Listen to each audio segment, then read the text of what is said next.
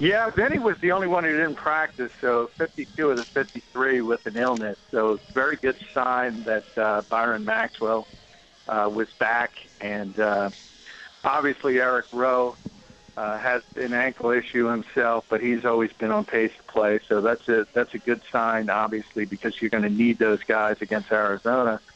And the Thursday practice is obviously more important for the Philadelphia Eagles than most teams because their big days are Tuesday, Wednesday, Thursday. Obviously, with the rain, they couldn't do as much, but very good sign that Maxwell was able to get back out there. Chip Kelly's press conference today, John, a couple questions thrown his way about Darren Sproles and his usage and really how much of the load he can carry. Just saw a stat tweeted from Zach Berman, 8-3. The Eagles are 8-3 when Darren Sproles scores a touchdown. So obviously this guy is a critical part of the offense. How about Sproles and his usage and what Chip Kelly had to say today on that usage of Sproles, John?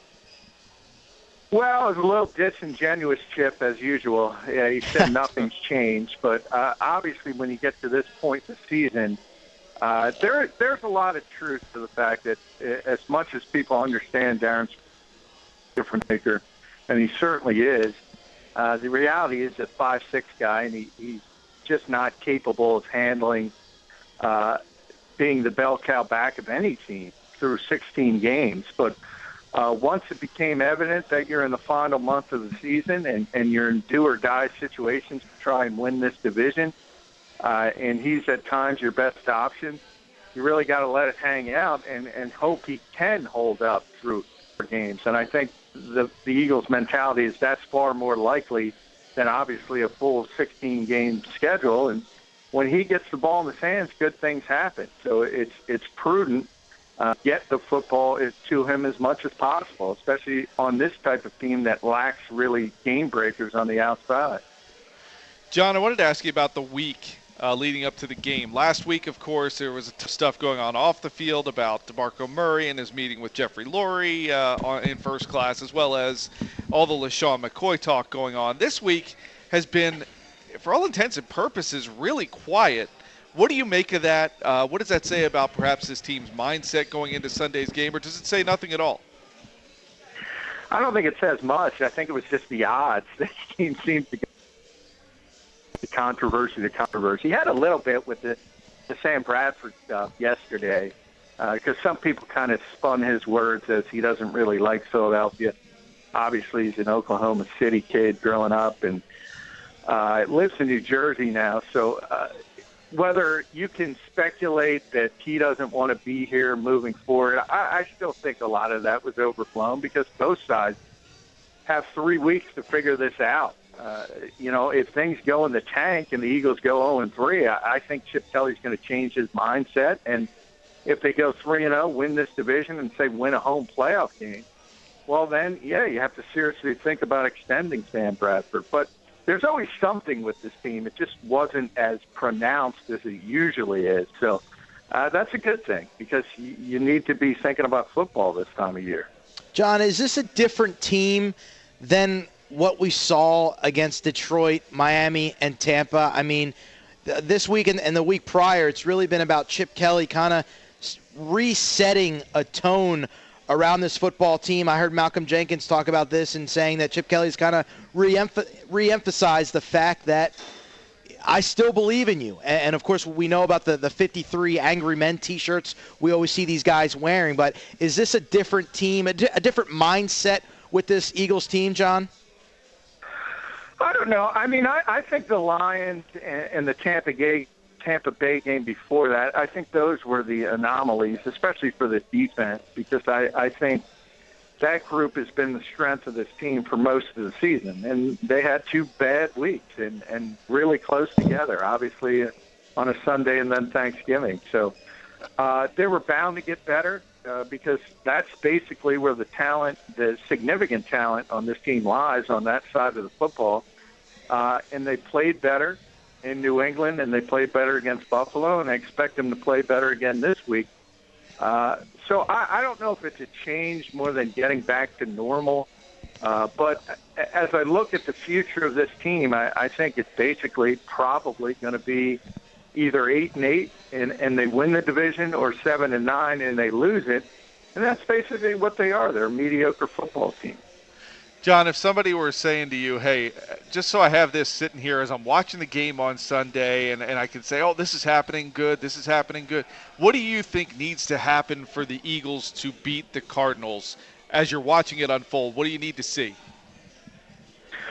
I need to see them go down the field a little bit and stretch it, because they're going to get a lot of what they got against Buffalo, only more so, and the fact that nobody blitzes more than the Arizona Cardinals.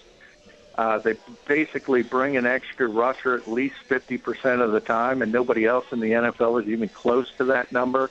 And what that means is you're going to have single coverage on the side. And you saw the Eagles take some shots against Buffalo, which played similarly, not quite as much blitzing, but they had a lot of zero coverage. And you saw early in the game they went deep to Riley Cooper. They actually had Jordan Matthews outside the numbers. That rarely happens, and they went deep to him once.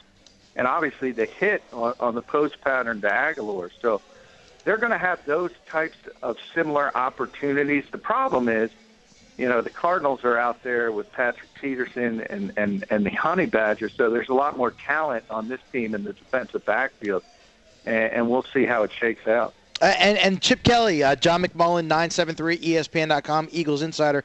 Chip Kelly was asked about the Honey Badger today, Tyrann Mathieu, at his press conference. How much does he mean to that Cardinals defense, playing alongside his good buddy Patrick Peterson from their LSU days? But what do those two guys mean to that secondary? And really, when you talk about Mathieu, just his nose for the football, whether you're talking about playing safety or just, blitzing. How about Peterson and the Honey Badger, John?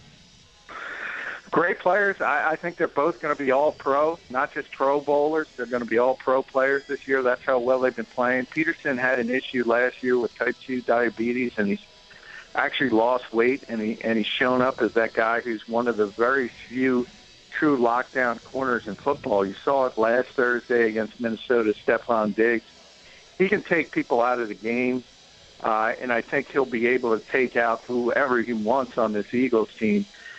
And you mentioned Mathieu. He's just so difficult. He's such an interesting player because he's sort of a hybrid safety.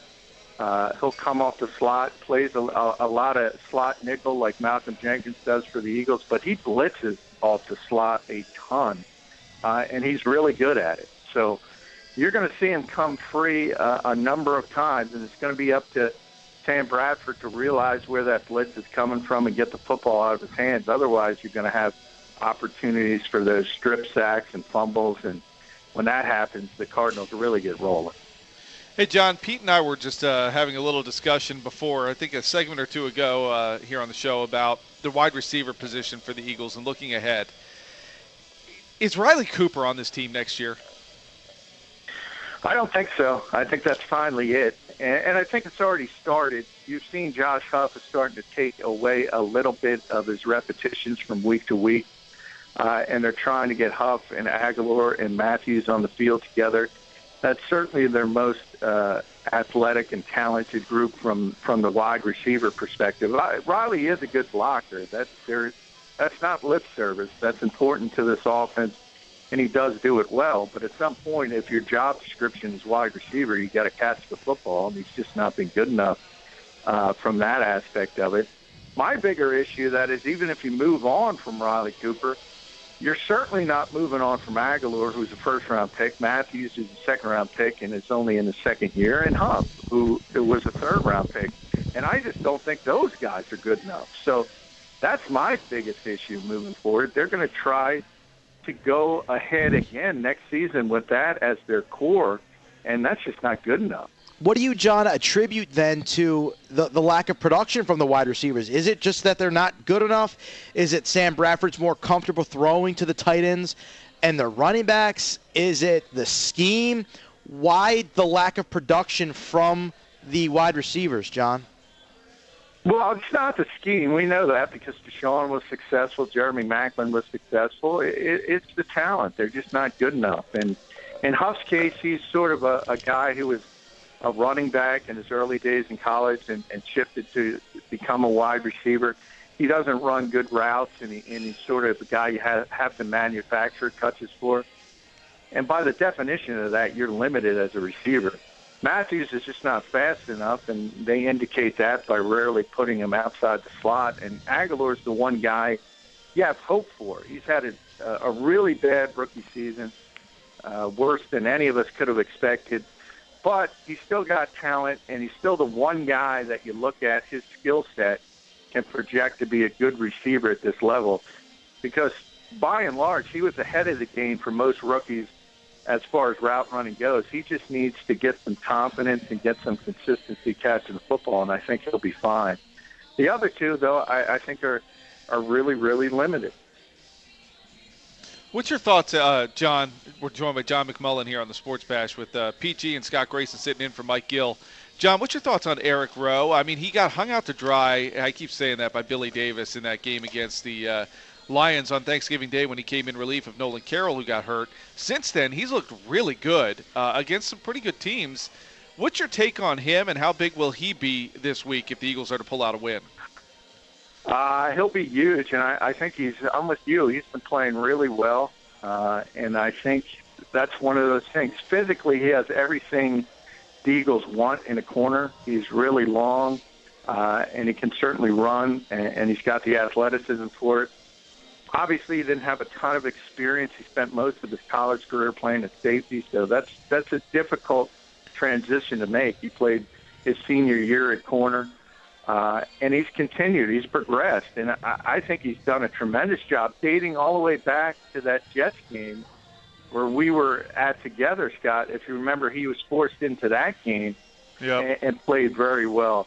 And I thought from that point forward, Bill Davis made a mistake. He should have gotten him more time in between the injuries that forced him onto the football field. So the fact that he's gotten his chance, and I think he's performed at a pretty high level. And even in that Detroit game, as I said, that was a great throw on that first touchdown by Matthew Stafford, who's, you can say what you want about him, but he's got great arm talent, and he's throwing the football to a 6'5" receiver who's a physical freak and made a great catch.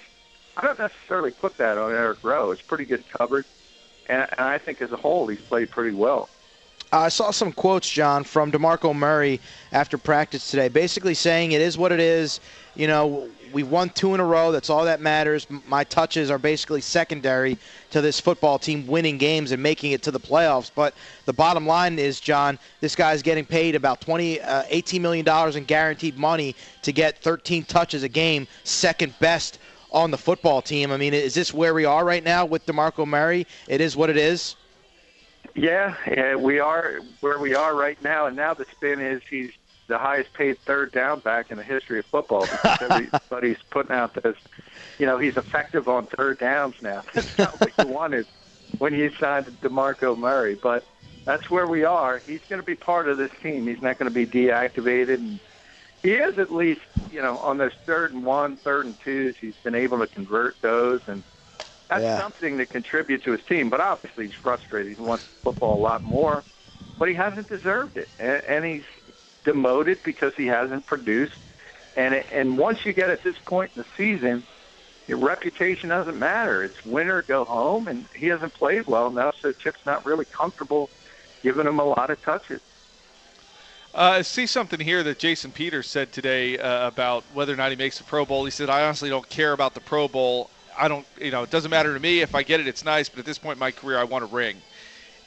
This offense is in such need of a leader. Is Jason Peters, do you get the sense, one of those guys who is standing up and saying something for this offense? I know we've heard that Sam Bradford seems to be taking more of a vocal role.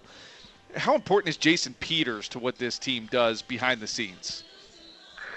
Well, he's usually important. That offensive line is just so much better when he's in the football game. If he does make the Pro Bowl this year, it'll be strictly on reputation because he's been too banged up. He's missed too much time. But when he's out there, I think he's only started and finished 3 games. And the Eagles are 3-0 in those 3 games. So that pretty much sums up what he means to that team. He's just probably their best overall offensive player, even at the age of 33. The problem is the injuries keep piling up, and he can't stay on the field.